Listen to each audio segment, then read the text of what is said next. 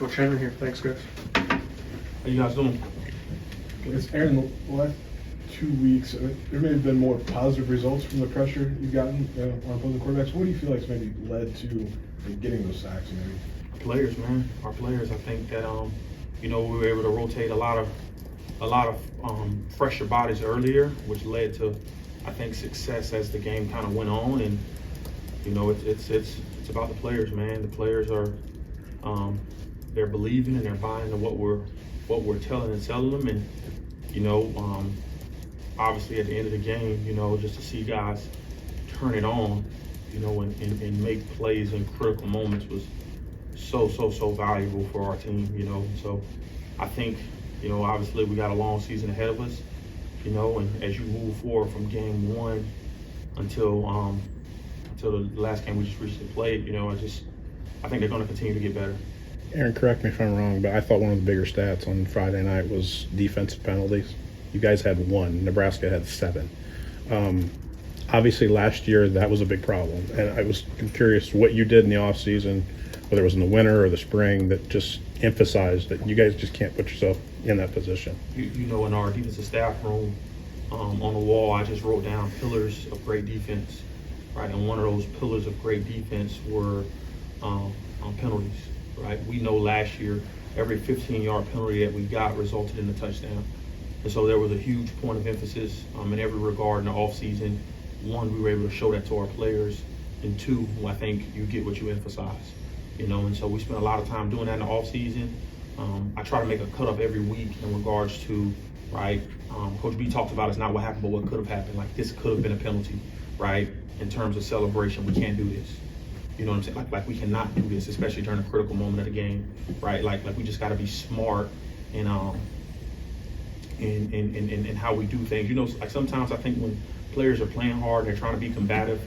I can remember Dave Dorn always talking to me about I got a penalty one game as a true freshman, and he was like, I can live with that penalty because it's combative. You're combative. You're straining on a play, right? You're trying to get off a block, and you accidentally run your hands across somebody's face mask, and so I think there's a difference from combative penalties and just penalties that are unacceptable and dumb, and so when you're able to show those things throughout the offseason, and continue to pour into the guys, like, this is the result, like, when we have those kind of penalties, right? This is what it leads to.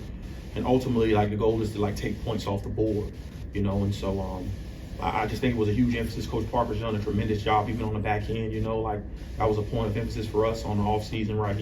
I'm sure he mentioned to you guys, right, having the gloves and oven mitts on them, just in terms of guys being grabby at the point of attack. That was something that we emphasized, he emphasized, and it was great. And I think it's kind of taking care of itself, because we emphasized it, and the guys they're really believing in what we're teaching and preaching to them. What did you see from Dylan Rosiak on Saturday? Statistically, one of the best games of his career. Yeah, that young man just continues to get better every single game, right? Obviously, he's a team captain for us. He's a centerpiece of our defense for a reason, and just to see him, he gets stronger every game. He gets stronger every quarter. He's so intelligent. He's very instinctual. That's a testament to the work he puts in. I mean, we got guys in our program, it goes without saying, like, they live in our facility, right? I think coaches created an environment to where it's pro-like in the sense of, like, I got mad at the guys a couple weeks ago because typically typically they come up and see me, right, and they'll just grab it's like a little homework sheet per se, right? And part of them grabbing a homework sheet is so I can see their face on Monday, right? I just want to see their face, right? I don't know if something's happened at home. I don't know if they're dealing with something, and so, like, Mondays are typically the day we're not able to see our guys. And so I got upset last week because we had a couple of guys that, they had another player grab the sheet for them and take it to them, right? And so the learning experience behind that is just that's a day that, because we're not allowed to physically go through anything, I just want to see them and touch them, like physically touch them, right? And if anything's happened from Saturday night to Monday morning, right, I'll have an idea via, right, how the look in their eyes, via, right, if we hear anything in terms of the training room. And so Dylan Rosiak is one of those cats, like, that dude lives in our building, man. Like, he does it. Gabe Ackes, right? Seth Coleman, Miles Scott, Matt Bailey. It's an influx of guys I can name that don't leave our building, and it's like crazy. Like they are trying to really be students of the game and take their game to the next level. And I think because guys do that, right, and we always talk about being pros, I think you have steadily seen their play, right, increase week in and week out. And so, right, Dylan had a good game Saturday because of the work that he's put in, and it doesn't help having a pretty good coach and Coach Archie and Coach Morgan. If I asked one of your players or all of your players, how do you coach them? What would you want the answer to be back? What do you want to hear? I know they're gonna tell you hard as hell, right? That's it. That's yeah, 100%. Like I'm very demanding, right? Extremely demanding. You know, I think when you experience something year one as a coordinator and you know what can get you beat, right? You try to put guys in situations like the result of us not doing this well is this, right? And so I'm allowed to be the bad cop because they got a bunch of good cops that are their position coaches, right? And so if everybody's a good cop, then nothing gets done and nothing gets solved. And so I am the bad cop in the building, you know, and I don't mind it because the guys know I love them and I care about them. But with that, I think you're only allowed to be tough on them if you have a personal relationship with them, right? And so, you know, at the end of every practice, I try to make it my business, and Coach talks about this as well, is walking through the locker room, right? Just a small gesture. A lot of coaches, right, they, at the end of practice, they go to their office. They grab food, go to their office. Well, I'm saying historically, right, but I think our coaching staff, the way we're made up, we walk through the locker room.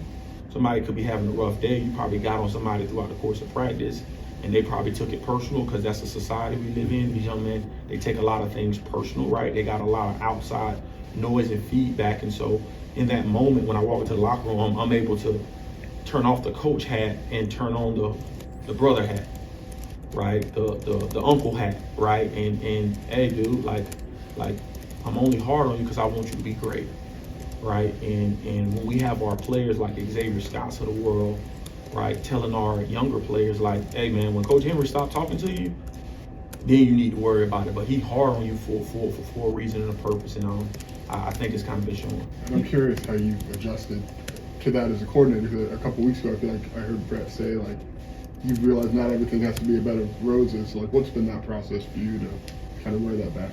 I think it's just growth, you know, like anytime you take on a new role, right? Like I went from a position coach to a coordinator, right? And you're not just looking at your position, you're looking at the landscape of the whole defense or the whole side of the ball. And so we have tough conversations in our room all the time as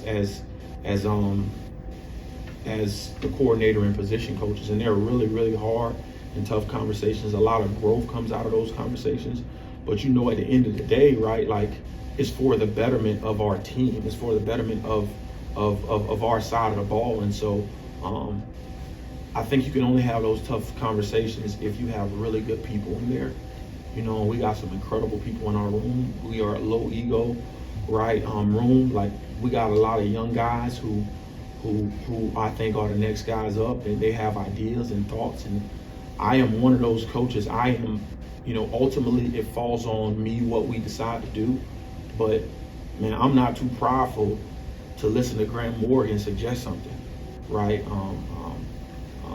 Coach Trent Harris had a third down idea this last week that we ended up doing in the second half that was absolutely brilliant, you know, which helped us in the game, you know. Coach Simerson, right, he has these thoughts and ideas, and sometimes he shares them in the room, sometimes he tells me personally, but it's so awesome when younger coaches aren't afraid to voice their opinions. Now, there's a fine line there, obviously, but the full-time guys, the older guys always voice their opinions, but just trying to collect all those ideas together and put them in one single file line and try to decide what's the most important and how our guys learn and all that. Like, you have to have some very special people in that room, one that you work with, and two, you have to have a room full of players that are believing in what you're telling them. And I think we have a great combination of both, and I think the result of that is you put out a pretty good product when you can do that week in and week out. Aaron, There's just- faced at least two quarterbacks that are perceived to be really talented, and you get another one this week in Drew Eller. How would you assess to this point how you've handled high talent quarterbacks in the defense? You know, the irony in that is every week they get better, right? Like, obviously I knew Jalen Raiola was good after that game. That cat is good as advertised, right? He's a very, very special player, and he's going to be a damn good player for the rest of his career there, right? Drew Aller, I mean, he's just as talented, right? If not more. He has a big arm, right? I think he's deceptively fast, right? He moves well, has great pocket presence. He threw a ball in a West Virginia game that most quarterbacks can't make that throw, right? And I think he was on the middle near the right hash of defensive right hash, and he throws a seven cut like a out route essentially that was timely and on point, and that cat has an NFL arm, right? And so every week we're going to play against better players, you know, and it's like every week, right? That's this conference, you know, like every team that we're going to play for the rest of the season is going to have a good player, you know, and it's so cool. It's so awesome to kind of see our players just embrace that challenge, right? Collectively, from a secondary standpoint to the guys up front, right? Every week we're going to play against good wide receivers. Every week we're going to play against a good old line. And so I just think once you get into conference play, you know, historically Big Ten, you know, Coach Franklin, I got a lot of respect for him, but how he's built his program, right? They are always going to be good offensively. He's an offensive-minded guy, and so we're really looking forward to the challenge, and we're really excited about what's ahead. Aaron, two more here. Two from last year. You put them back to back. How does he mesh what he does with the personnel that you saw? Man, I mean, Andy Kolinek is going to be a head coach one day, and you can see why, right? That dude, he stresses defenses, right? Like, when I told you guys I watched the Kansas game over 100 times, right? Like in the offseason, that was probably on the low end. You know, like Andy has literally made me change how I view defensive play because of how he does things. You know what I'm saying? And so, taking his offense from Kansas and doing elements of it and adding his own tweak to what he's doing at Penn State is, right? I mean, they brought him on at Penn State for a reason, right? And so we are really looking forward to that. He has a lot of respect for me and our staff, and obviously throughout college football, right, of what he does offensively, especially with those players that he has. And so it's going to be a great challenge for us that we're really looking forward to. And I think anytime you get to play ranked matchups in a setting of this stature, it's what you yearn for as a coach and as a player. You know, Coach didn't come to the and I don't want to speak for Coach, but Coach didn't come to the University of Illinois to just be in these games, right? Like I think when you talk about building something and having something consistent, right, it falls on the heels of just trying to go 1-0, man. Like trying to go 1-0 in everything you do. And so it's going to be a fun environment. It's going to be an incredible environment, right? This is what college football is about, and this is what it's made for. And so I'm just excited that our coaching staff and our players are going to have an opportunity to represent the University of Illinois in that regard. Aaron, does T-Rod Edwards have a similar relationship with J-Mo and yourself that Johnny had last year, where it's I don't care, don't take me off this field?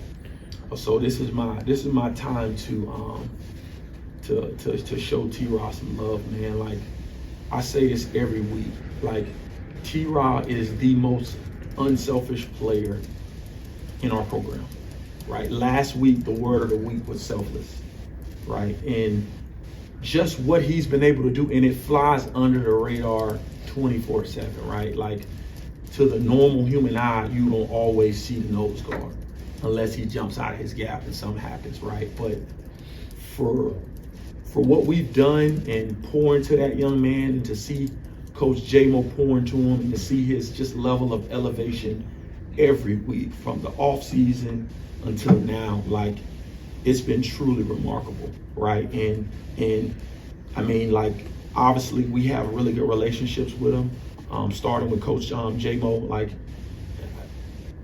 that kid has gotten better every year for a reason.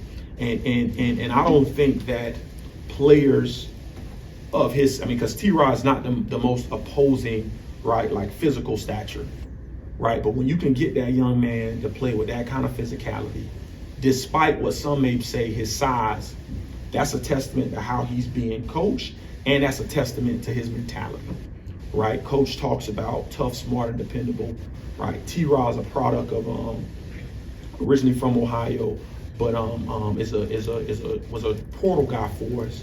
And you talk about bought in, you talk about having a face of your program that can pour into new faces that walk in. It's truly incredible because he is a living testimony of what we refer to when we talk about Illinois DNA, being tough, smart, dependable, and somebody just handling their job in their duty on a regular basis. Again, right?